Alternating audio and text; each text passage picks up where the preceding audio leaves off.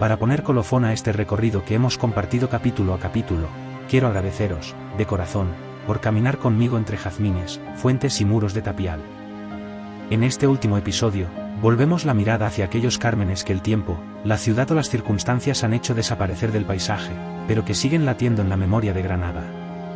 Os presento un mapa que señala sus antiguas ubicaciones, una cartografía del recuerdo donde cada punto es un jardín que fue, una casa que soñó, una historia que merece no perderse en el olvido.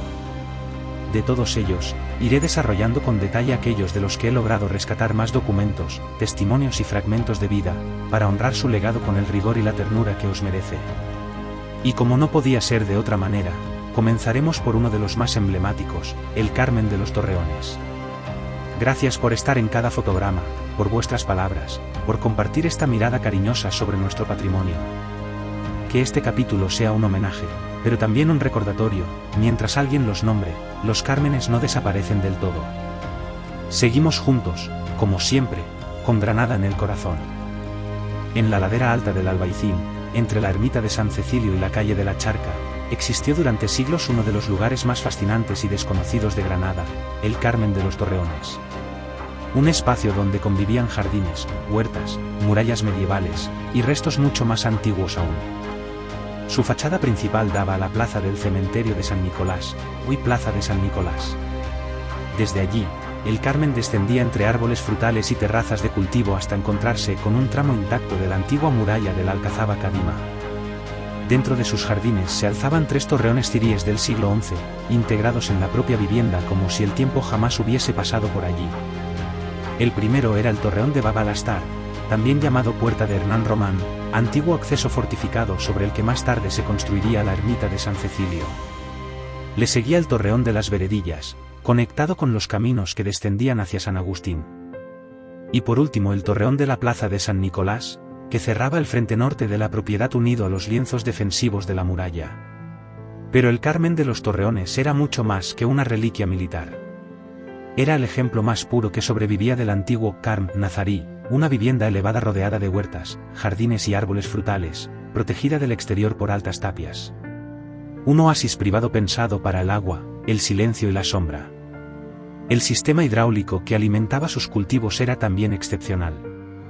Mediante un ingenioso mecanismo de elevación con tapones hidráulicos, el agua ascendía desde el partidor de Plaza Larga hasta las zonas altas del Carmen, permitiendo mantener vivas las huertas sobre la colina.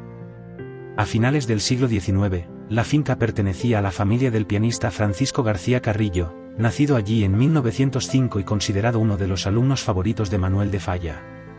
Entre aquellos jardines llegaron a reunirse Federico García Lorca, Falla y miembros del Centro Artístico para preparar el histórico concurso de Cantejondo de 1922. Con los años, García Carrillo abandonó los escenarios y decidió retirarse del mundo. Las crónicas cuentan que quiso sepultarse en vida en este rincón silencioso del Albaicín, donde el sonido de su piano todavía parecía mezclarse con el rumor del agua. Pero la historia escondía un pasado aún más remoto bajo sus jardines. Durante las transformaciones urbanísticas y estudios arqueológicos del entorno aparecieron indicios relacionados con el antiguo oppidum ibérico de Iliberri, el asentamiento prerromano sobre el que siglos después crecería Granada. Bajo los cimientos del Carmen y de las viviendas modernas permanecen enterradas capas de historia que se remontan hasta los primeros pobladores íberos de la colina del Albaicín.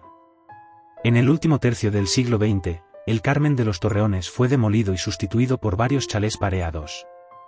Solo sobrevivieron algunos torreones rehabilitados y una pequeña placa con su nombre. Granada no perdió únicamente un jardín histórico. Perdió un lugar donde convivían, en silencio, más de 2000 años de memoria.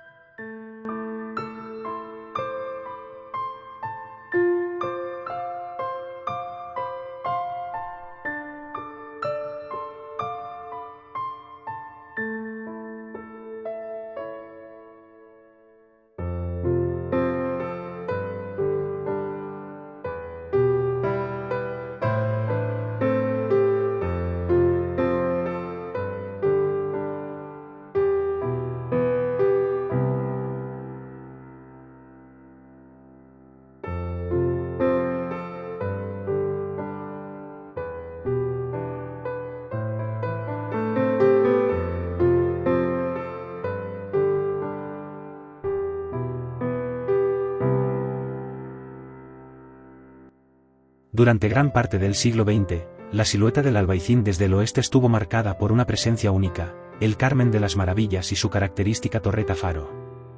Situado en la cornisa de la antigua ciudad ibero-romana de Ilíberis, este promontorio sagrado se alzaba sobre la Alcazaba Vieja y la vieja zona palaciega cirí, asomándose como un balcón natural hacia la inmensidad de la Vega granadina. Un espacio milenario que 1000 años atrás funcionó como plaza de mercado y principal acceso a la ciudadela. Surgido del deseo decimonónico, fue el comerciante Federico Ortega quien, en la década de 1880, transformó este entorno en un fascinante jardín de tipo romántico. Delimitado por la muralla cirí del siglo XI junto a la puerta monaita, el Carmen albergaba una imponente casona exenta de 2 cuerpos, enriquecida con un salón neomudéjar y coronada por un mirador de 5 plantas que emulaba un faro celestial sobre el cerro. En sus rincones convivían antigüedades moriscas rescatadas de derribos con miles de botellas de vino hincadas en la tierra que bordeaban con extravagancia sus floridos arriates. El frescor del agua daba vida a este vergel gracias a un ramal de la histórica acequia y nadamar.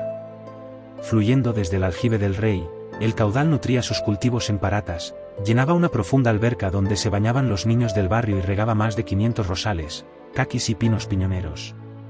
Sus icónicos cipreses de tronco pelado eran divisibles a gran distancia. Más tarde, en 1945, el propio José María Escrivá quedó prendado de su tranquilidad y espectaculares vistas, adquiriéndolo personalmente para convertirlo en el emblemático Colegio Mayor Albaicín. Sin embargo, el esplendor no fue eterno. Tras décadas de albergar vida universitaria y retiros culturales, la ruina se cebó con el recinto a partir de los años 80. El abandono y el vandalismo devoraron la arquitectura, mientras voraces incendios destruyeron las techumbres.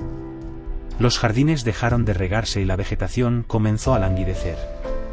Primero cayeron los 2 cipreses del carril de la Lona y luego se secó el bosque. Finalmente, todo vestigio de las maravillas fue demolido.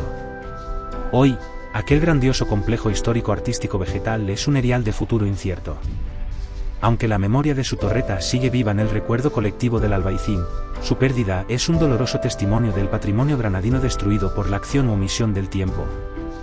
Las maravillas ya no coronan la colina, pero sus secretos arqueológicos aún duermen bajo el suelo virgen, esperando el día en que la ciudad recupere su dignidad herida.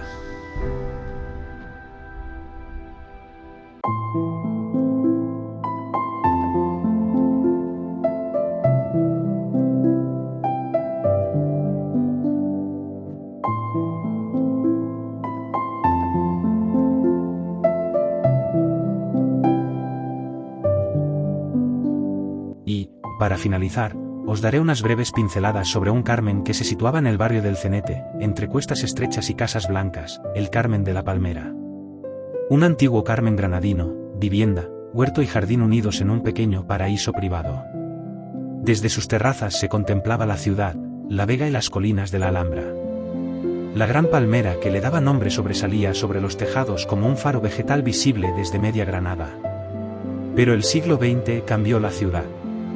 Muchos cármenes desaparecieron con la expansión urbana, el abandono y la especulación. Y el Carmen de la Palmera no sobrevivió. Donde antes había sombra, agua y silencio, hoy hay coches aparcados. Pocas personas que pasan por allí saben que bajo ese suelo existió uno de esos rincones que daban alma al Albaicín y al Cenete. Un fragmento de la Granada íntima que se perdió para siempre. Porque a veces una ciudad no desaparece cuando derriban sus edificios, sino cuando olvida lo que hubo en ellos.